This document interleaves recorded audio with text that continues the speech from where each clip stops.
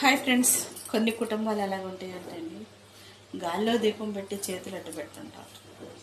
అది ఏ వైపు చూసినా కాలుతూనే ఉంటుంది.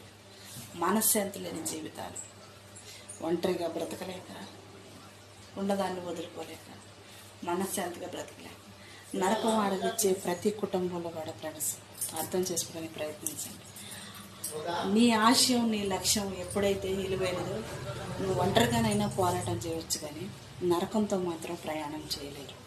చాలామంది చేసే అతిపెద్ద తప్పు ఏంటంటే, కలిసి ఉంటే కష్టాలైనా ఇష్టాలుగా మారతాయి కదా అని ఎంతోమంది ఆడవాళ్ళు ఎదురు చూసుకుంటా, ఎంతోమంది మగవాళ్ళు కూడా ఓపిక పట్టుకుంటా జయించుకుంటూ పిల్లల కోసం తనకు తాను ఒంటరిగా బ్రతకలేక, కన్న పిల్లల్ని అనాథులను చేయలేక చాలామంది తల్లిదండ్రులు విడిపోయి ఇబ్బందులు పడి కష్టపడి పిల్లల్ని అన్యాయం చేసేటట్టు కలిసి బ్రతికి అర్థం చేసుకుని జీవించడానికి చాలా ఒక్కరు కూడా ప్రయత్నించండి ఫ్రెండ్స్. ఎందుకంటే లోపాలు ప్రతి ఒక్కరిలో ఉంటాయి.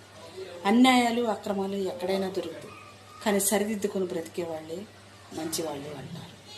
మూర్ఖులతో వాదించలేరు, మంచి చెప్పినా వినలేరు, నిజాన్ని ఎప్పుడూ ఒప్పుకోలేరు. అబద్ధికులు, అన్యాయస్తులు, మోసగాళ్ళు పెళ్ళిళ్ళు చేసుకుని ఏ ఆడదాన్ని కూడా పాడు చేయమన్నా ఫ్రెండ్స్.